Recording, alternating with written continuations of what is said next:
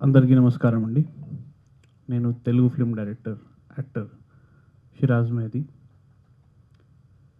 ఇవాళ 'ఓ అందాల రాక్షసి' రిలీజ్ యాక్చువల్‌గా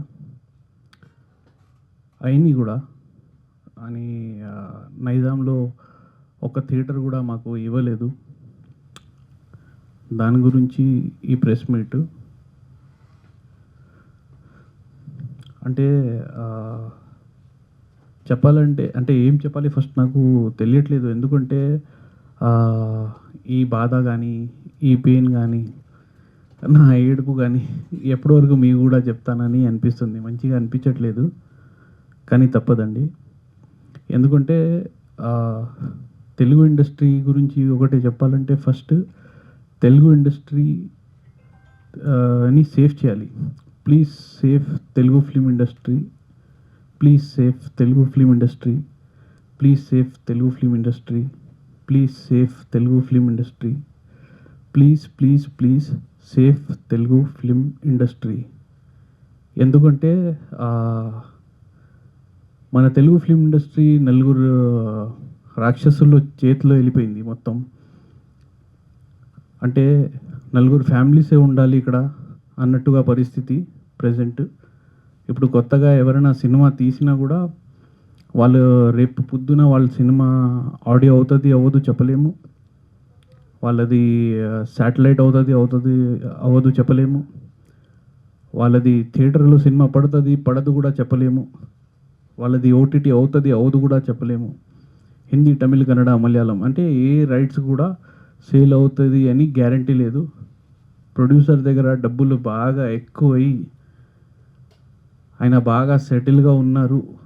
ఒకవేళ లాస్ అయినా పర్వాలేదు అనుకుంటే వచ్చి చిన్న బడ్జెట్ సినిమాలు తీయండి ప్రొడ్యూసర్లు. ఎందుకంటే చాలా దారుణమైన పరిస్థితి ప్రజెంట్. ఎందుకంటే నిన్ననే మా సినిమా గురించి చెప్తానండి. ఒక 4 డేస్ నుంచి ఐనాక్స్ పీవీఆర్ మేనేజర్ మహేష్ గారితో మాట్లాడుతున్నాము. ఫస్ట్ ఆయనకి ఇలా రిలీజ్ ఉంది అంటే 1 వీక్ ముందే తెలుసు. ఫస్ట్ కాల్ చేసినప్పుడు ఆయన ఎలా మాట్లాడుతున్నారంటే ఐనాక్స్ పీవీఆర్లకి ఓనర్స్ అయిపోయారు ఈ మేనేజర్స్. ఫస్ట్ ఆఫ్ ఆల్ ఆ విధంగా మాట్లాడుతున్నారు. అంటే వాళ్ళ గురించి వాళ్ళు దేవుళ్ళు అనుకుంటున్నారు మనకి సినిమా షో ఇవ్వడానికి. ఫస్ట్ వాళ్ళ మైండ్ సెట్ చేంజ్ అవ్వాలి. అయితే ఆయన ఆ విధంగా మాట్లాడారు. నేను చెప్పా, ఆయన కూడా రిక్వెస్టింగ్గా చెప్పా స్క్రీన్స్ ఇవ్వండి అంటే ఇస్తా అని చెప్పాడు. నిన్న అరగంటలో చేస్తున్నా అని చెప్పేసి మా ఎగ్జిబిటర్ది నాది ఇద్దరిది ఫోన్ ఎత్తలేదు, స్క్రీన్స్ ఇవ్వలేదు లాస్ట్కి. తర్వాత మన ఏషియన్ ప్రశాంత్ గారు ఆయన కూడా స్క్రీన్స్ ఇస్తా అని చెప్పేసి ఒక 2 స్క్రీన్స్ ఇచ్చారు హైదరాబాద్లో, మళ్ళీ అది కూడా ఇవ్వలేదు. అయితే వీళ్ళ చేతిలో అసలు ఎవరు ఇచ్చారు థియేటర్స్ నాకు అర్థం కావట్లేదు. వీళ్ళకి ఆ రైట్స్ ఎవరు ఇచ్చారు నాకు అర్థం కావట్లేదు. ఎందుకంటే ఒక చిన్న హోటల్ ఉందనుకోండి, అందులో ఏదైనా దొంగతనం జరుగుతున్నప్పుడు ఆ ఓనర్స్కి తెలిసిపోద్ది. ఇదైతే ఒక పెద్ద సముద్రం చెప్పుకోవచ్చు. అంత సముద్రం అంత పెద్దది ఇది. అయితే ఈ ఓనర్స్కి తెలియకుండా ఉంటుందండి? ఉంటుంది 100%. వీళ్ళు ఓనర్స్ ఉన్నారు అంటే సముద్రం మన దృష్టిలో ఇప్పుడు వాళ్ళు రేపు పొద్దున ఏం చెప్తారంటే అవును సముద్రం చాలా పెద్దది, ఏ చివరిలో ఏం జరుగుతుంది మాకు తెలియదు అంటారు. కానీ అలా కాదు. కానీ ఇది మన చేతిలో ఉన్న సముద్రం. అందువల్ల అంటే ఈ ఓనర్స్కి అందరికీ తెలుసు, థియేటర్ ఓనర్స్కి కానీ థియేటర్ మేనేజర్స్కి కానీ అందరికీ తెలుసు ఏం జరుగుతుందో ఇక్కడ. ఎందుకు థియేటర్ ఇవ్వట్లేదు వీళ్ళు ప్రతి ఒక్కరికి తెలుస్తుంది. కానీ థియేటర్ నిజంగా చాలా దారుణం చేసేసారు పరిస్థితి. ఈయన నాకు ప్రెస్ మీట్ పెట్టి ఇవన్నీ చేయాలి, నాకు కూడా నిజంగా బాధగా ఉంది. నాకు కూడా నచ్చట్లేదు. ఎందుకంటే మీ ముందు వచ్చి ఇలా మాట్లాడడం అంటే ఎవరి ముందుకి వెళ్ళి కూడా నేను మాట్లాడడం ఇలా నాకు నచ్చదు. నా ప్లేస్లో మీరున్న మీకు కూడా నచ్చదు. కానీ మాట్లాడుతున్నాం అంటే ఒక అర్థం ఉంది. ఇక్కడ బాధపడుతున్నాము, చచ్చిపోతున్నాము అంటే ఒక ఈ ఉన్న ఇండస్ట్రీలో మన ఐనాక్స్ మేనేజర్ మహేష్ గారు, ఇంకా మన ఐనాక్స్ ఓనర్ అజయ్ బిజ్లీ గారు కానీ, మన ఏషియన్ సునీల్ గారు కానీ, మన ఏషియన్ ప్రశాంత్ మేనేజరు, ఇంకా మన ఎగ్జిబ్యూటర్లు కూడా చాలామంది ఉన్నారు ఇందులో. అయితే వీళ్ళందరిది ఒక ఇన్వాల్వ్మెంట్, అంటే ఒక గ్యాంగ్ తయారైంది ఇది.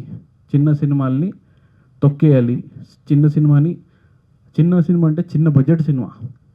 సినిమా చిన్నది కాదు మనది బడ్జెట్ ఏలుగా బడ్జెట్, కానీ ఇది ఏనుగు లెవెల్లో నేను తీశాను. మన మీడియా మిత్రులు కూడా చూశారు సినిమా, అది అందరికీ తెలుసు.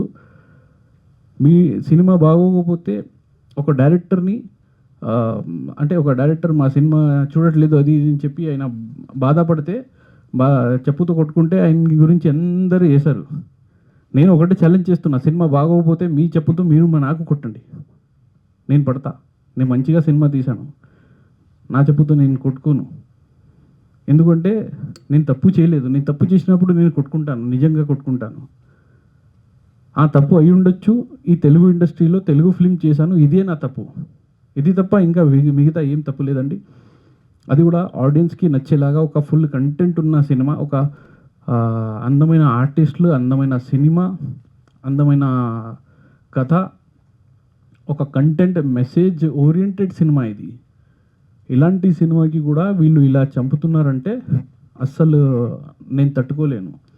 రేపు పొద్దున్న నాకు ఏదైనా జరిగిందంటే మన సునీల్ నారాయణ గారు కానీ, దిల్ రాజు గారు కానీ, మన సురేష్ బాబు గారు కానీ, మన అజయ్ బిజ్లీ గారు కానీ, వీళ్ళే ముఖ్యమైన కారణం ఉంటారు. ఎందుకంటే ఒక డిప్రెషన్లోకి వెళ్ళిపోతున్నా నేను ఈ మధ్య. ఎందుకంటే ఈ సినిమా అంటే ఎంత మంచిగా సినిమా తీసినా కూడా ఇలా అవుతుందంటే నేను తట్టుకోలేను, అది నేను యాక్సెప్ట్ చేయలేను. అది అర్థం చేసుకోవాలి. థియేటర్స్ ఇవ్వాలి, ఇస్తేనే అక్కడ థియేటర్లో సినిమా పడితేనే తెలుస్తుంది. అందరూ బాగుంది అంటుంటే ఇంకా నేను లోపల రగిలిపోతున్నాను, బాధపడుతున్నాను, పిచ్చిలేసిపోతుంది. సినిమా బాగోకపోతే సరే పక్కకి వెళ్ళిపోయింది, వదిలేస్తా నేను, అరే నాదే ఫాల్ట్ అని చెప్పేసి. కానీ మంచి సినిమా తీసిన తర్వాత ఇలా చేస్తున్నానంటే అది అస్సలు నేను యాక్సెప్ట్ చేయలేను. దానికి నేను లీగల్గా కూడా వెళ్తాను, నా ప్రాణం ఉన్నంత వరకు నేను పోరాడతాను. కానీ ఫస్ట్ ఈ తెలుగు ఇండస్ట్రీని అందరూ సేఫ్ చేయాలనేది నేను కోరుకుంటున్నాను. ఇవాళ మనకు ఇలా జరిగిందంటే, ఈ మేనేజర్స్ ఇలా చేస్తున్నారంటే అది మన వీక్నెస్. మనం వీళ్ళకి బతిమాలాడతాం కాబట్టి. మనం ఇంకా వీళ్ళతో మనం బతిమాలాడితే ఇంకా ఇలాగే చేస్తారు, రచ్చిపోతారు. అందరూ కలవాలి, అందరూ ఒక యూనియన్, ఒక యూనిటీ, ఒక మెజారిటీగా ఫామ్ అవ్వాలి. అప్పుడే మన భవిష్యత్తు మన చేతుల్లో ఉంటుంది. లేకపోతే వీళ్ళు ఎలా అయితే, ఎంత దారుణం అంటే ప్రపంచంలో ఎక్కడ లేని పాలిటిక్స్ ఇక్కడ ఉంది. అందరు అనుకుంటారు బాలీవుడ్లో నెపోటిజం ఏం లేవాడ, వీళ్ళ ముందు బచ్చగాళ్ళు వాళ్ళు. ఇక్కడ ఉంది అంటే దరిద్రం. నేను ప్రపంచంలో ఎక్కడికి వెళ్ళినా మన సినిమాలు ఎంత ఆడుతున్నాయి, ఎంత పెద్ద సినిమాలు తీస్తున్నామని గొప్పగా చెప్పుకుంటా, ప్రౌడ్గా ఫీల్ అవుతా. కానీ ఈ పాలిటిక్స్ని చూస్తే అంతే సిగ్గుపడుతున్నాను ఈ మధ్య. ఈ పరిస్థితి రేపొద్దున మీకు, మీ ఫ్యామిలీ వరకు రాకూడదు. కొత్తగా వచ్చిన వాళ్ళు జాగ్రత్తగా ఫస్ట్ సినిమా నాలెడ్జ్ తీసుకోండి, సినిమా బిజినెస్ గురించి తెలుసుకోండి, జాగ్రత్తగా డిసిప్లిన్లో సినిమాలు తీయండి. ప్రతి ఆర్టిస్ట్ అయినా, డైరెక్టర్ అయినా, ప్రొడ్యూసర్ అయినా ప్రతి ఒక్కరు జాగ్రత్త పడాల్సిన అవసరం. ఎందుకంటే ఈ మధ్యకాలం చాలా పాలిటిక్స్ ఎక్కువైపోయింది. ఈ పాలిటిక్స్ ఇక్కడతో ఆగిపోవాలంటే మనం కూడా జాగ్రత్తగా ఉండాలి. నేను ఇది వరకు జాగ్రత్తగా లేనండి. నేనైతే అందరితో అన్న తమ్ముళ్ళలానే ఉన్నాను, అలాగే ఉన్నాను, ఇప్పుడు కూడా ఉంటాను కూడా. కానీ ఈ పాలిటిక్స్ తట్టుకోలేక ఇప్పుడు ఈ ప్రెస్ మీట్ చేస్తున్నాను. నేను ఎవరి గురించి అయినా ఏదైనా తప్పుగా మాట్లాడితే నన్ను క్షమించండి. నాకు ఎవరితో పర్సనల్గా ఏది గొడవ లేదు. పర్సనల్గా నేను పడుతున్న బాధకి నేను రియాక్ట్ అవుతున్నాను. అంటే ఒక పసిపిల్లని ఆకలేస్తే పాప ఏడుస్తుంది కదా, ఏడుస్తేనే అమ్మకి తెలుస్తుంది ఆకలేస్తుంది అని. అప్పుడు అమ్మ వచ్చి పాలు పెడుతుంది. అలాగే ఇప్పుడు నేను ఏడుస్తున్నాను. మన ఆడియన్స్ కానీ, మన ఇండస్ట్రీ వాళ్ళు కానీ నాకు అమ్మతో సమానం. ఇప్పుడు నా ఏడుపు మీ దాకా వెళ్ళాలి, నాకు మంచి రెస్పాన్స్ రావాలనేది నేను కోరుకుంటున్నాను. దాని గురించి అండి ఇవన్నీ. థ్యాంక్ యూ అండి.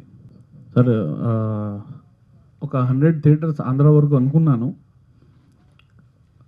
కానీ దగ్గర దగ్గర అంటే 50 థియేటర్స్ వరకు మేము లైసెన్స్ ఇవ్వడం జరిగింది. ఇప్పుడు ఎన్ని పడ్డాయో ఎన్ని పడలేదు. ఎందుకంటే థియేటర్స్ వాళ్ళు అమౌంట్ కడతారని చెప్పేసి అందరూ కట్టరు. అందుకే మాకు ఇప్పుడు ఫ్లెడ్జ్గా క్లారిటీ లేదు. అది సాయంత్రం వరకు తెలుస్తుంది. నైజాంలో అయితే ఒక్క థియేటర్ కూడా ఇప్పుడు ప్రజెంట్ ఇవ్వలేదు. ఇస్తానని చెప్పేసి అది కూడా హ్యాండ్ ఇచ్చారు. అదే రెండో థియేటర్. అదే ప్రాబ్లం జరిగింది ఈ విషయంలో.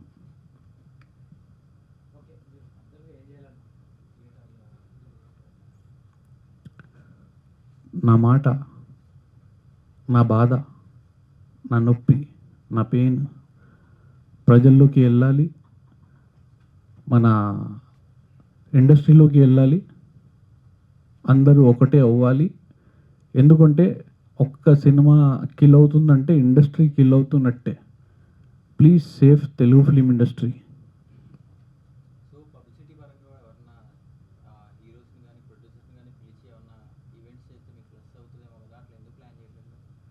మా పిఆర్ఓ గారికి చెప్పామండి, కానీ వాళ్ళకి కుదరట్లేదు అది ఇది అన్నారు ఆయన.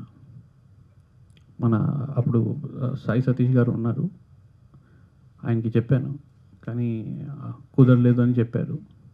అదే చెప్తున్నా కదా సార్, అంటే అంత ఈజీగా ఎవరు ముందుకి రావట్లేదు ఈ మధ్య. ఇంకా ఇప్పుడు ఇలా బాధలున్న ఇట్లా సినిమా గురించి ఇలా ప్రాబ్లం ఉంది అంటే మన మిత్రులు కూడా, అంటే మనం ఒకవేళ ఇట్లా మాట్లాడబోతున్నామని వాళ్ళకి తెలిస్తే వాళ్ళు మాట్లాడడం కూడా మానేస్తారు మనతో. అంటే అంత భయం ఫిలిం ఇండస్ట్రీ అంటే, అంత భయం పెట్టేశారు. అది sir. Thank you so much. Thank you so much sir. Thank you so much sir. Thank you. లేదు సార్ కూల్ సార్ సార్. అవును సార్. అవును సార్. అవును. ఎవరు రారు సార్. అవును సార్. అవును సార్. కరెక్టే సార్.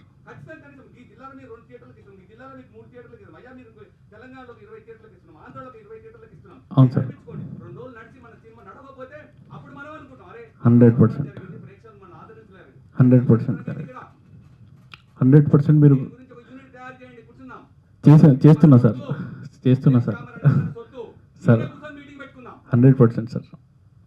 మనం కూల్గా మాట్లాడతాం సార్. లేదు సార్, ఒక్క విషయం, ఒక్క నిమిషం. లేదు సార్.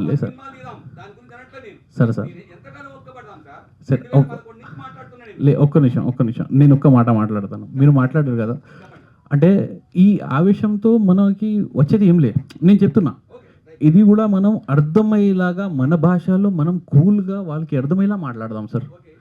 అంటే మనం ఆవేశపడితే ఏంటంటే మనకి ముందు వచ్చిన వాళ్ళు కూడా వెనక్కి వెళ్ళిపోతారు. మనం అట్లా అది తప్పు ఎప్పుడు చేయకూడదు.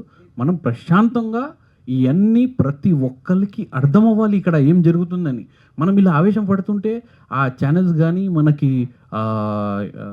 బయట మన ఫ్రెండ్స్ కానీ ఎవరు సపోర్ట్కి రారు, భయపడతారు. అమ్మో ఈయన ఇంత డేంజర్గా ఉన్నాడు బాబు అని. నాతో జరిగింది సార్. లేలే. అవును.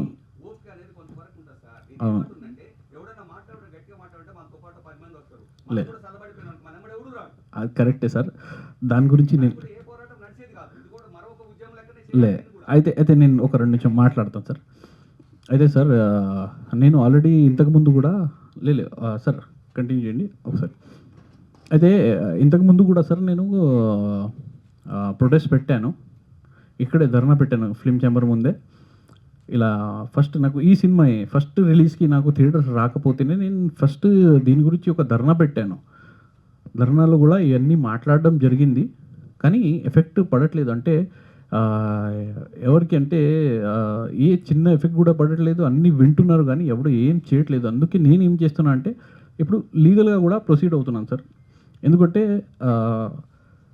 ఒక పద్ధతి ఉంటుంది సార్.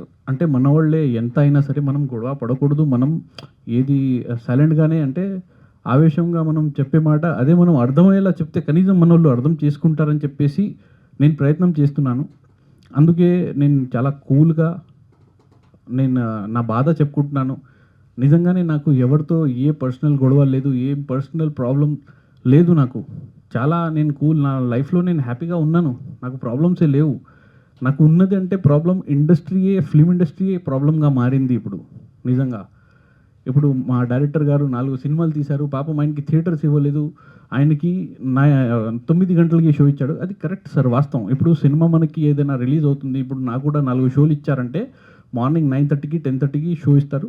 లేకపోతే నైట్ 10:30కి ఇస్తారు సిటీలో. ఊరి చివర్ల మీకు పటాన్‌చెరు గానీ, మీకు కొంపల్లి గానీ మధ్యాహ్నం టైం ఇస్తారు. కానీ సిటీలో మాత్రం మీకు ఎర్లీ మార్నింగ్ లేకపోతే నైట్.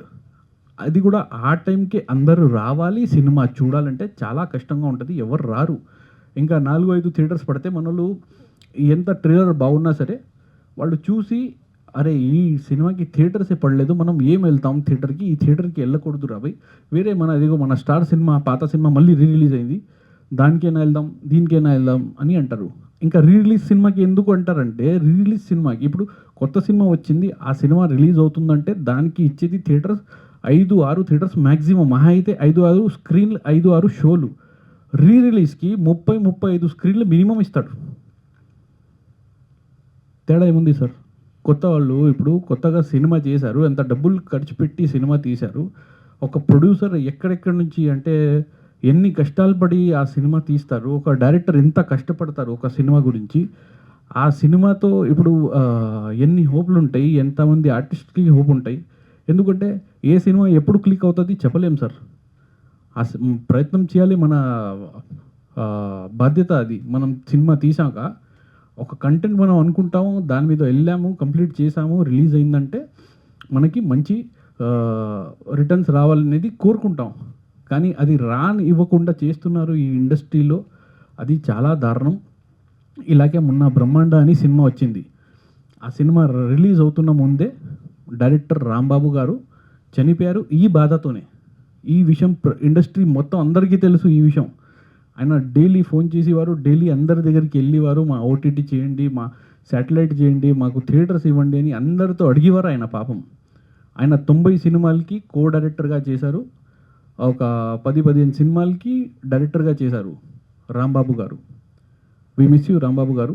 నిజంగా ఒక బంగారం లాంటి వ్యక్తి. ఆయన నా సినిమాలో ఒక 3 సినిమాలకి నాకు కో డైరెక్టర్‌గా చేశారు. చాలా మంచివాడాయన. అయితే ఆయన పోయారు. ఈ బాధతో హార్ట్ ప్రాబ్లమ్ వచ్చి అంటే ఫస్ట్ అయితే మార్నింగ్ ఆ రోజు ఎప్పుడైతే ఆయన పోయారు, మార్నింగ్ గుడికెళ్లారు. ఫ్యామిలీతో హ్యాపీగా ఉన్నారు. మధ్యాహ్నం ఈ సినిమా మీటింగ్ ఏదో ఉంటే ఎళ్లారు అక్కడ ఏం బాధపడ్డారో ఏమో గానీ అక్కడ చనిపోయారంట ఆయన. అది కూడా ప్రసాద్ ల్యాబ్‌లోనే. అయితే ఆహ్, ఈ సినిమాల వల్ల ఇలా జరుగుతుంది. అంటే బిజినెస్ ఆపేస్తే చాలామంది చచ్చిపోతున్నారు. అదే అందుకే నేను కూడా అన్నా రేపొద్దున అయితే ఈ నలుగురికే పట్టుకోవాలి. నిజంగా వాళ్ళ మీద మర్డర్ కేసులే ఎయ్యాలి. ఎందుకంటే నిజంగా చాలా ఇబ్బంది అయిపోయింది ఇక్కడ. ఒక మంచి సినిమా తీశాను. ఎంత ఏడుస్తున్నాను, ఎంత బాధపడుతున్నానంటే ఒక మంచి సినిమా తీశాను కాబట్టి. ఇప్పుడు వీళ్ళు మంచిగా వింటే వీళ్ళకే మంచిది.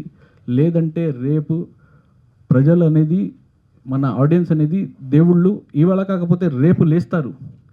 ఇవాళ లేవకపోయినా వాళ్ళు రేపు లేస్తారు. ఎవరో ఒకళ్ళు పోతే 100% లేస్తారు. అది ఎప్పుడు ఏం జరుగుతుందో తెలీదు.